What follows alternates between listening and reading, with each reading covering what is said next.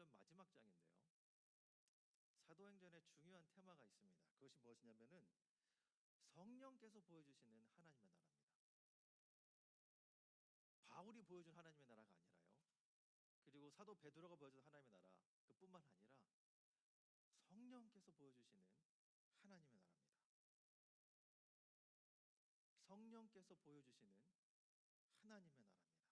그리고 이 하나님의 나라 이야기는요, 아직 끝나지가 않았습니다. 아직 끝나지 않은 하나님의 나라의 이야기가 있습니다. 여기서요, 제가 여러분과 함께 나누고 싶은 부분이 이 끝나지 않았음이 얼마나 놀라운 것인지 좀 얘기해 보고 싶습니다. 왜냐하면 제가 아주 옛날에 봤던 영화 중에 트루먼 쇼라는 영화가 있습니다. 보셨는지 모르겠는데요. 트루먼 쇼의 맨 마지막 장면에 가면은 이 사람이 알고 있는 세상의 맨 끝에 도달합니다. 그리고 거기에 문 하나가 있는데요. 그 문 하나를 들고 나가면 새로운 세상이 열립니다. 그럼 그 다음 세상이 보여줘야 되는데 보여지기 전에 끝이 납니다. 근데 그 장면이요, 뭔가 끝났다라는 여운과 동시에 어떤 게 있냐면 희망이 느껴집니다. 왜냐하면 이 사람이 자기 알고 있던 이 한정적인 이 세상에서 벗어나서 새로운 세상에 들어가거든요. 근데 새로운 세상에 들어가는 것 자체만으로 희망을 느껴질 수 있습니다. 근데 저는 오늘 본문이 그러한 본문이라고 생각하거든요. 이게 끝이 아닌데요. 분명 사도행 28장으로 사도행전은 끝이 나지만 이게 끝이 아닙니다. 이 다음이 있다라는 것을 보여주는 장면이기 때문에 그렇습니다. 이 끝나지 않은 하나님의 나라의 이야기, 그리고 바울이 담대히 전했던 복음, 저는 이 복음을 우리가 살아내야 되는 사명을 가지고 있다고 생각합니다. 왜냐하면 우리의 사명은요, 하나님의 나라를 살아가는 것뿐만 아니라 복음이 내 삶을 통해서 드러나야 되는 거기 때문입니다. 그래서 오늘 사도행전 마지막 장의 질문은 이러한 질문을 우리에게 주는 것 같습니다. 지금 나의 삶은 과연 복음의 다음 장을 써내려가고 있는가? 그리고 어떻게 하면 하나님 나라의 복음을 살아낼 수 있는가? 어떻게 하면 복음이 내 삶에 드러날 수 있을까? 그리고 전할 수 있을까라는 질문을 하게 됩니다. 그리고 오늘 저의 메시지는 하나님 나라의 복음이 내 삶에서 어떻게 이어져 갈 수 있고, 그리고 이어져 가기 위해서 내가 기억해야 될 것이 무엇인지, 하나님의 나라를 생각할 때 우리가 기억해야 될 것이 무엇인지, 그리고 우리의 소명과 자세는 무엇인지 하나하나씩 살펴봤으면 좋겠습니다. 첫 번째로 우리가 복음을 살아내기 위해서 기억해야 될 것 첫 번째는 뭐냐면요, 하나님의 나라는 이스라엘의 소망이신 예수 그리스도를 바라는 것부터 시작합니다. 이스라엘의 소망이신 예수 그리스도를 바라보는 자리부터 시작합니다. 먼저 본문은요, 바울이 어떻게 로마까지 오게 됐는지 설명해 줍니다. 17절부터 보시면 이렇게 이야기합니다. 사울 뒤에 바울은 그곳 유대인 지도자들을 불러 모았다. 그들이 모였을 때에 바울은 이렇게 말하였다. 동포 여러분, 나는 우리 결례와 조상들이 전하여 준 풍속을 거스르는 일을 한 적이 없습니다. 그런데도 나는 죄수가 되어 예루살렘에서 로마 사람의 손에 넘겨졌습니다. 로마 사람은 나를 신문하였으나 사형에 처할 만한 아무런 근거가 없으므로 나를 놓아주려 하였습니다. 그러나 유대 사람이 반대하는 바람에 하는 수 없이 내가 황제에게 상소한 것입니다. 나는 절대로 내 민족을 고발하는 것이 아니었습니다. 지금 바울은 자신의 상황을 세밀하게 유대인 지도자에게 설명을 해줍니다. 그리고 바울이 로마에 도착했지만 자유인이 아니라 죄수임 또한 이야기해 줍니다. 그런데 재밌는 게 뭐냐면요, 바울은 죄인이었지만 그의 마음은 갇히지 않았습니다. 왜냐하면 그가 붙든 것이 이스라엘의 소망 예수 그리스도였기 때문입니다. 그래서 바울이 로마에 온 목적과 의미를 지금 20절에서 얘기해 주는데요, 20절에 이렇게 얘기합니다. 이런 까닭으로 나는 여러분을 뵙고 말씀드리려고 여러분을 오시라고 청한 것입니다. 이런 까닭으로 나는 여러분을 뵙고 말씀드리려고 여러분을 오시라고 청한 것입니다. 내가 이렇게 쇠사슬에 매어 있는 것은 이스라엘의 소망 때문입니다. 이스라엘의 소망 때문입니다. 지금 바울이 말한 이스라엘의 소망은요, 예수 그리스도를 통해 이루어지는 하나님의 나라 그리고 부활의 약속입니다. 바울은 죄수가 되었지만 소망을 놓치지 않았습니다. 그리고 복음의 핵심인 예수 그리스도, 바로 하나님이 약속하신 구원자임을 분명하게 이야기합니다. 이 소망이 지금 바울을 지탱했고요, 그를 통해 하나님의 나라는 지금 계속 확장되고 있음을 본문은 보여주고 있습니다. 여기서 우리가 기억할 것이 하나 있는데 무엇이냐면요, 우리의 인생도 어려움과 고통과 힘듦이 있습니다. 그럼에도 불구하고 우리는 하나님의 나라, 이스라엘 소망이신 예수 그리스도를 붙잡을 수 있다라는 것을 보여줍니다. 근데 이런 얘기를 말씀드리냐면요, 이렇게 말씀하실 때가 있습니다. 불평등도 많고 불안하고 불만족스럽고 오해도 많고 비난이 많고 위선을 가득 찬 이 세상에서 어떻게 하나님의 나라의 소망을 품을 수 있어요? 내 삶은 너무 처절한데 어떻게 하나님의 나라를 소망할 수 있어요? 라고 얘기할 수 있습니다. 그리고 바울이니까, 목사님이니까, 장로님이니까, 리더니까 할 수 있는 거 아닌가요? 여러분, 바울이라서 예수님을 의지하는 것이 쉬웠을까요? 쉬워서 예수 그리스도를 소망하고 바라보는 것이 아닙니다. 예수 그리스도를 바라보고 그분을 붙잡고 소망하는 이유는 무엇이냐면 그분 안에 생명이 있기 때문입니다. 우리가 이것이 쉬워서 하는 게 아니에요. 이것이 뭐 당연해서 하는 것도 아닙니다. 예수 그리스도를 소망하고 이스라엘 소망이신 예수 그리스도를 붙잡는 이유는 그분 안에 생명이 있기 때문에 가능한 것입니다. 고난, 역경, 시련은요, 그리스도인들에겐 예수 그리스도가 살아계심을 보여주는 무대입니다. 예수 그리스도가 우리의 진리이시고 생명이시고 구원자 되심을 보여주는 강대상입니다. 그리고 고난과 시련은요, 예수 그리스도가 우리의 소망이 됨을 보여주는 증거입니다. 고난이 없이, 어려움 없이, 테스트 없이 하나님 나라를 선포하는 일은 불가능합니다. 그렇기 때문에 참된 그리스도인은요, 고난을 회피하지 않습니다. 회피하지 않습니다. 쉽고 넓은 길, 멋진 길 선택하지 않습니다. 우리는 좁은 길, 좁은 문, 성령께서 인도하시는 그 길을 묵묵히 인내하며 걸어가는 그 선택을 합니다. 내 삶에 문제가 있으신가요? 어려움이 있으신가요? 그것은 나의 문제 앞에 예수님이 나의 소망이라는 렌즈로 세상을 바라보라는 신호일 수 있습니다. 세상은요, 편안하고 안락한 방법을 제시합니다. 그리고 더 쉽게 문제를 극복할 수 있는 해결책을 우리에게 보여줍니다. 그러나 우리는요, 고난과 시련을요, 성령께서 우리에게 보여주고자 하는 열매가 있음을 알고 다음과 같은 질문을 하게 됩니다. 이런 질문인 거죠. 성령께서는 지금 내게 무엇을 말씀하려고 하시는가? 성령께서는 내가 무엇을 배우기 원하시는가? 성령께서는 내가 무엇을 하길 원하시는가? 이것은 문제 해결과는 좀 다른 결이죠. 우리는 기도할 때 하나님 이걸 좀 해결 좀 좋겠어요.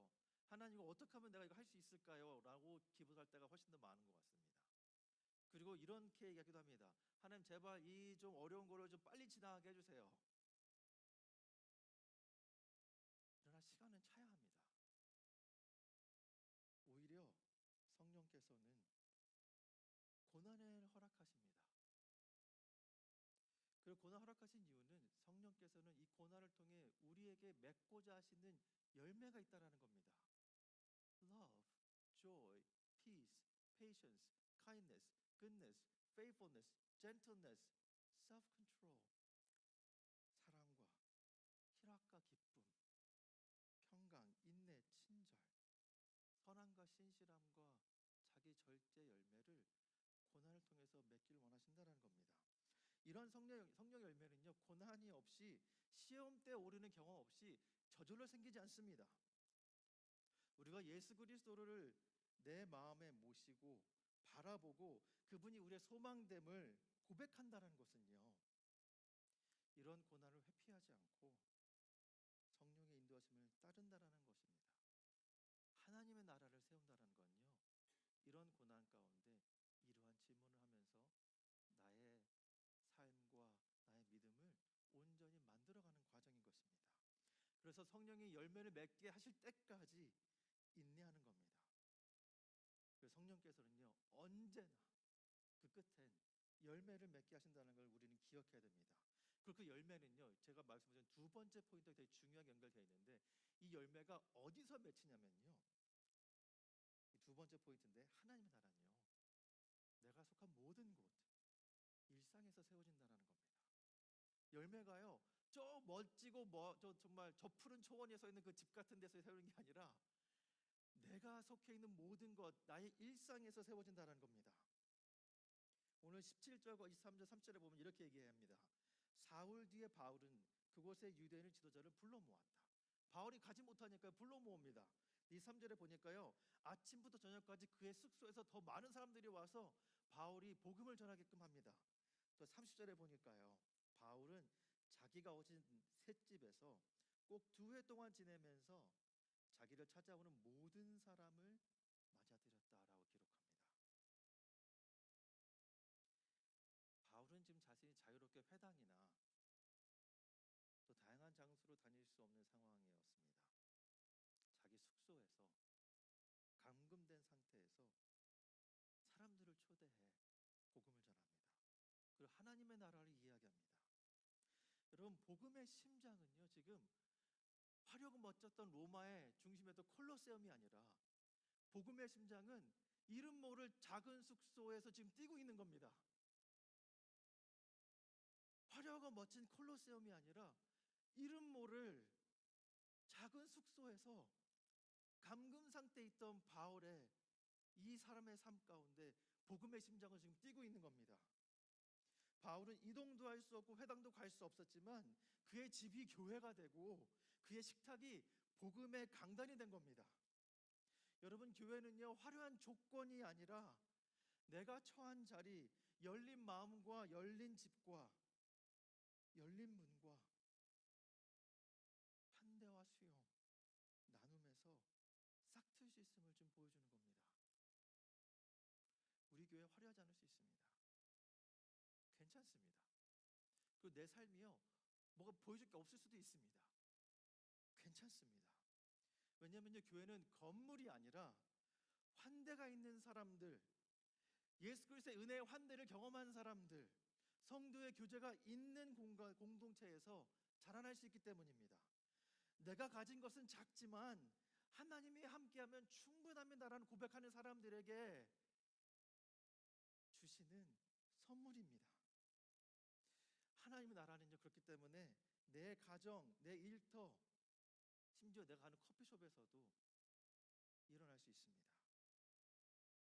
나의 가정, 소그룹 모임, 교제의 기회를 통해 하나님의 나라가 세워질 수 있다는 겁니다. 그렇기 때문에 하나님의 나라를 여러분 일상화하셔야 돼요. 저는 이걸 어떻게 배웠냐면요, 제가 이제 고등학교 미국에 맨 처음에 왔을 때 3개월이 안 됐을 때였습니다. 온 지 3개월밖에 안 됐으니까 영어를 지금까지 열심히 공부했는데 2개월 후면은 한국에 갔어야 됐거든요. 근데 한국에 가면은 영어를 잊어버릴까 봐 너무 이게 염려스러운 겁니다. 그래서 무작정 우리 학교에서 가장 나를 잘 이해해 줄 것 같은 선생님에게 달려갔습니다. 그래서 물어봤어요. 근데 그분 이름이 미스터 도이치만이었는데 정말로 독일에서 오신 분이었습니다. 도이치만. 이분에게 가서 물어봤어요. 정말 못하는 영어로 내가 여름 동안에 여기서 선생님 집에서 묵을 수 있냐? 정말 손짓발짓하면서 간절하게 그냥 마음으로 얘기했던 기억이 있거든요. 그러니까 선생님이 저를 보시더니 내가 아내와 상의해 본 다음에 알려주겠다고 하시는 거예요. 그러니까 저는 지금 정말 무식하감이 용감하다고, 잘 모르는, 온지 3개월밖에 안 됐는데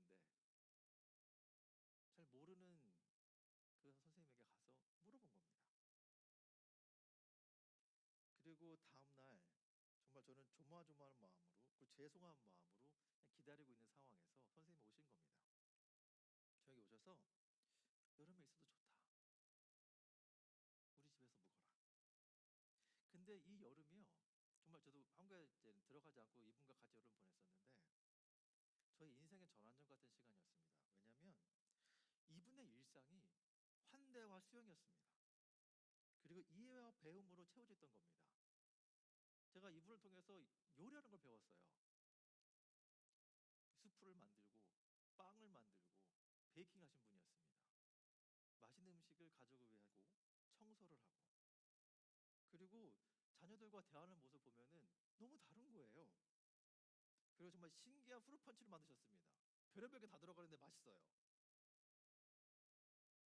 비싼 걸 만드는 건 아니지만 마음이 느껴지는 많은 것들 보여주셨습니다. 그리고 저에게 가드닝은 이렇게 하는 거야라고 가르쳐주신 분입니다. 제가 이전의 신앙은요, 저희 부모에게 물려받은 신앙이었습니다. 우리 부모님이 열심히 신앙사 하시니까 나도 열심히 해야지라는 맥락에서 신앙사 했는데 이분은 저희가 가까워지면서 이런 도전을 하셨습니다. 과연 너는 어떠한 신앙생활을 하고 있는 거니? 너는 어떤 믿음을 가지고 있는지 생각해 보렴. 감정에 치우치거나 형식에 짜여져 있는 그런 신앙생활을 하고 있는 건 아니니? 정말 너는 살아계신 하나님을 알고 있는 거니? 그리고 그분과 더욱더 가까이 가려고 노력하고 있는 거니? 저는 이분의 삶을 보면서 이분한 질문을 들으면서 새롭게 신앙을 공부하게 되기 시작했습니다. 그리고 이분의 갖고 있는 친절함과 온유함이 이분의 말투와 표정에서 드러났습니다. 가장 중요한 건 이분이 말씀을 살아내려고 애쓰는 모습을 저는 보았습니다. 그럼 이 상황에서 이렇게 질문할 수 있습니다. 그분이 정말 너에게만 잘해준 걸 수도 있잖니. 그렇게 할 수 있겠죠. 근데 그렇지 않았습니다. 왜냐하면 저를 환대하고 수용해 주기 전에 이 부부는요, 제가 오기 훨씬 전 이디오피아 아이를 3명을 입양을 했습니다. 그래서 자기 자녀, 자기가 낳은 자녀 셋, 입양한 자녀 셋, 6명을 키운 겁니다. 여기서 그러면 또 이렇게 질문하십니다. 목사님, 저는 그렇게까지는 못해요. 괜찮습니다. 제가 미스터 미세스 도이스만처럼 이렇게 하라는 얘기 아닙니다. 저도 그렇게 못하거든요. 그게 중요한 게 아니라 내 가정, 내 일터, 내가 속해 있는 모든 공간에서 환대와 나눔을 실천하자라는 겁니다. 그러한 교회가 되자라는 겁니다. 그래서 교회가 무엇인지 이 세상에 보여주자라는 겁니다. 공간이나 상황의 제약에 포커스 돼가지고 나 이건 못해 저건 못해 말하는 것이 아니라 내 일상 속에서 하나님의 나라를 이루어가자라는 겁니다. 저와 함께 우리가 같이 나와 함께 일하는 사람을 축복하며 중보하자라는 겁니다. 혹시나 일상 속에서 생각나는 성도님이 있다면 그분을 위해 중보하자라는 겁니다. 그 순간에 그렇게 우리가 교회가 되자라는 겁니다. 우리의 목사님 생각나시면은 목사님을 위해 기도하자라는 겁니다. 나 함께 일하는 사람들이 나를 화나게 해도 그 사람을 위해 중보하자라는 겁니다. 그리고 리더에게 한 가지 더 부탁드리고 싶은 건 무엇이냐면은 한 발 더 나가서 건면하신 무엇이냐면은 리더는 공부해야 됩니다. 공부해야 됩니다. 말씀을 공부해야 됩니다. 복음을 온전히 살아내려면요, 말씀을 읽고 공부해야만 합니다. 누가 나를 가르쳐 줄 때까지 기다리는 것이 아니라 스스로 읽고 생각하는 힘을 키우셔야 됩니다. 늘 배움 있고 성장하고 성숙해지려면 말씀을 펼치는 습관을 가지셔야 됩니다. 말씀을 배우는 시간, 말씀을 묵상하는 시간, 말씀의 사람이 되기 위한 노력을 기울여야 한다는 겁니다. 이러한 노력이 기울어졌을 때 세 번째, 우리는 무엇을 맛보게 되냐면요, 바로 담대함과 자유함을 맛보게 됩니다. 왜냐하면 하나님의 나라는요, 우리를 담대함과 자유함으로 초대하기 때문입니다. 예수 그리스도가 우리의 소망이 될 때 우리에게는 용기와 담대함을 가지게 됩니다. 왜냐하면 아이러니하게도요, 오늘 본문에서 가장 자유로운 사람은요, 바울입니다. 바울은 그 누구보다 자유롭습니다. 바울은 감옥에도 있었고요, 지금은 감금 상태에 있지만 아무 방해 없이 담대하게 복음을 전합니다. 자유롭게 복음을 전하는 것입니다. 성령이 주시는 담대함은요, 자유함입니다. 여러분, 복음이 주는 것은요, 우리를 얽매는 것이 아닙니다. 옥죄는 것이 아닙니다. 진리는 우리를 자유케 합니다. 여러분, 바울이었으니까 그렇게 담대하게 복음을 전할 수 있던 거 아닌가요? 그렇지 않습니다.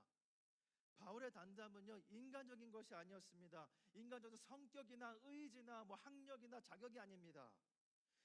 그가 가진 담대함은요, 예수 그리스도에 대한 확신에서 나왔습니다. 믿음에서 나온 겁니다. 예수 그리스도를 소망하는 것에서 나온 겁니다. 이스라엘의 소망이 누구인지 아는 것에서 나온 겁니다.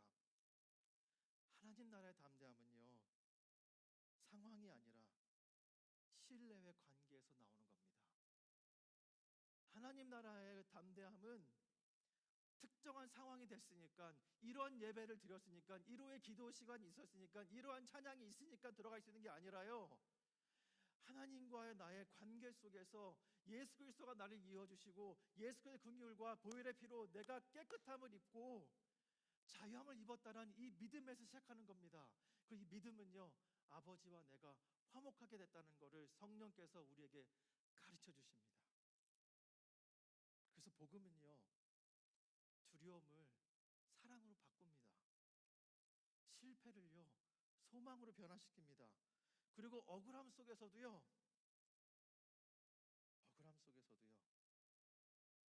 하나님은 여전히 내 삶 가운데 일하신다라고 고백하게 만듭니다.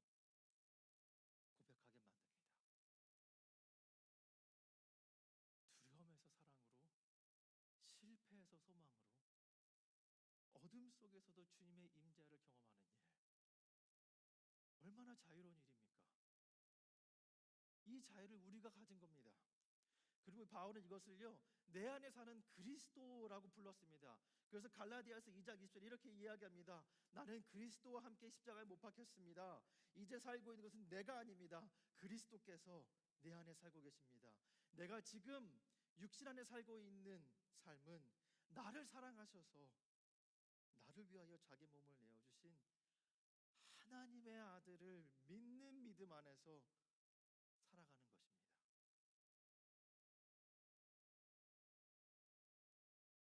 고난과 어려움, 시련과 역경, 아픔과 씨름하는 순간이 성령의 열매를 맺는 순간이라고 이미 말씀을 드렸습니다. 여러분, 이러한 어려움을 디딛고 일어난 사람에겐요, 이전의 문제가 두려움일까요? 아니면 이전의 문제가 추억일까요? 힘든 순간을 통해 배우고 터득하고 성장한 사람에겐 이전 문제가 더 이상 불안한 요소가 되지 않습니다. 시험을 이긴 그리스도인이 담대할 수 있는 이유는요, 그리고 오늘 바울이 담담을 보여주면서 아무런 방해 없이 복음을 전했다라고 기록할 수 있었던 이유는 모든 순간에 예수 그리스도가 함께하고 계심을 바울이 경험했기 때문입니다. 그리고 우리 그리스도인은요, 그러한 사람들입니다. 모든 순간에, 어려운 순간에도 불구하고 예수 그리스도가 나와 함께하고 있음을 경험한 사람들이라는 겁니다. 그리고 우리의 아픔과 괴로움을 아시고 예수 그리스도는 성령을 통해 우리를 위로하고 있다는 것을 우리는 체험한 사람들입니다. 이러한 사람들이 모인 곳이 교회입니다. 제가 바라는 레븐교회는 이러한 교회입니다. 이렇게 함께 예수 그리스도를 소망하는 겁니다. 또한 주님께서 우리에게 약속을 하셨습니다. 예수님께서 우리에게 다시 돌아올 것을 약속하셨습니다. 그 다시 돌아오실 때에 우리에게 약속하신 게 무엇이냐면은 우리의 눈물을, 우리의 아픔을 위로하고 눈물을 닦아주실 거라는 이 약속입니다. 세상은요, 우리를 좀 더 편안한 길로 이끌 수 있겠지만 우리에게 이런 자유함을 줄 수 없습니다. 여러분, 소심함과 두려움에 머물지 마시고요, 하나님께서 허락하신 이 은혜, 이 자유함과 담대함으로 하나님께 준 사명 붙드십시오.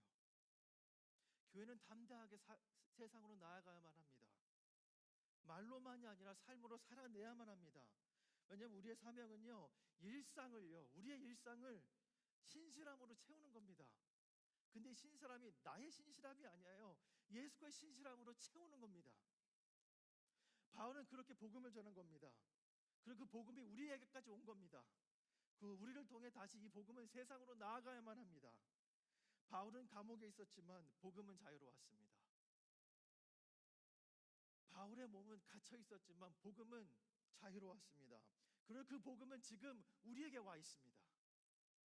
그리고 우리를 통해 지금 계속 진행하고 있는 겁니다. 여러분, 이민자 현실이 얼마나 어려운지요. 이민자 현실은요 정말 너무 어려워요. 어렵다 못해 처절합니다. 그리고 어떤 느낌 드냐면 찌질하게 느껴져요. 근데 그런 상황 속에서도 복음은 우리를 자유케 합니다.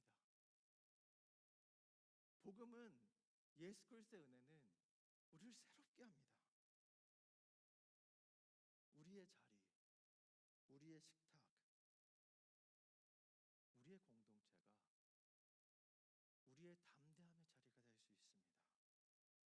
그리고 이 자리는 하나님의 나라 이야기를 계속해서 해나갈 수 있는 자리입니다. 사도행전은 결말엔 마침표가 없습니다. 그냥 아무 방해 없이 담대히란 말로 끝이 납니다. 하나님 나라 이야기는 지금 현재 진행형입니다. 그렇게 복음을 살아낼 우리는 우리의 일상을 예수 그리스도의 신실함으로 채워야 합니다. 우리 주님께서 신실하게 우리를 사랑하셨고 십자가를 지셨던 것처럼 우리 또한 주님이 가신 그 길을, 좁은 문을 걸어가며 우리의 일상을 채워야 합니다. 그래서 여기서 제가 여러분에게 적용하고 질문하고 싶은 부분이 있습니다. 여러분의 그 묵상을 도와드릴 적용의 질문들 세 가지를 드립니다. 첫 번째는 뭐냐면요, 하나님 나라를 세우기 위해 내가 할 수 있는 작은 환대는 무엇입니까? 오늘 내가 보여줘야 할 작은 환대가 있습니다. 여러분이 보여줘야 할 작은 환대는 무엇인가요?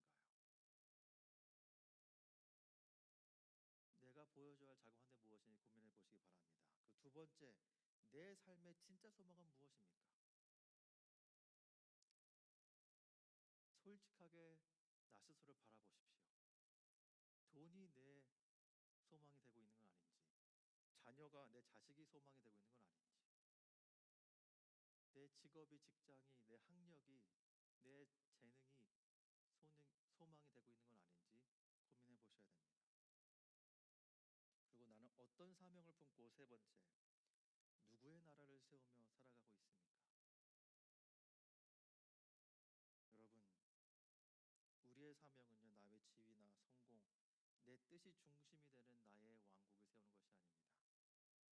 오직 예수 그리스도가 소망이 되는 나라, 오직 예수 그리스도가 소망이 되는 그 나라, 하나님의 나라가 이 땅과 우리 삶 가운데 더 퍼져나가고 커가도록 기도하고 순종하며 살아가는 겁니다.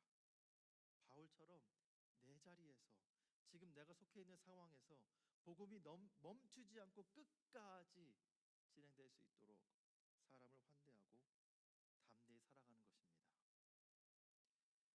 하나님 나라의 확장은요, 오늘도 계속됩니다. 복음의 확장은요, 하나님 나라의 확장은요, 오늘도 계속됩니다. 누구를 통해? 우리를 통해입니다. 우리 교회를 통해 확장이 되는 겁니다.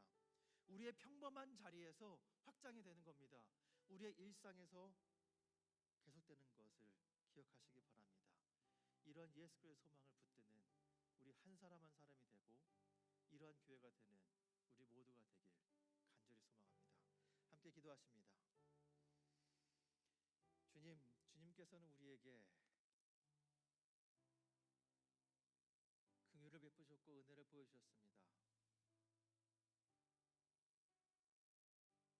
우리의 삶이 고되고 험난하게 느껴질 때도 많이 있습니다.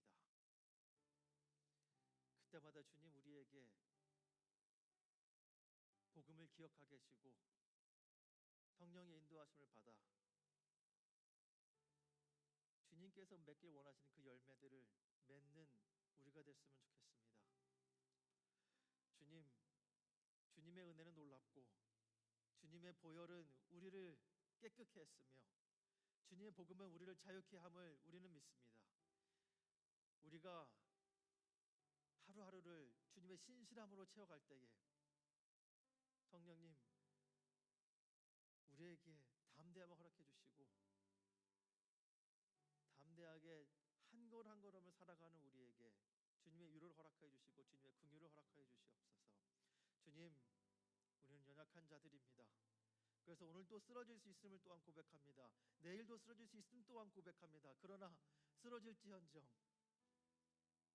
주님의 그 긍휼을 놓치지 않는 주님의 백성이 될 수 있도록 주님 우리와 함께하여 주시옵소서. 우리에게 말씀을 허락하시니 감사합니다.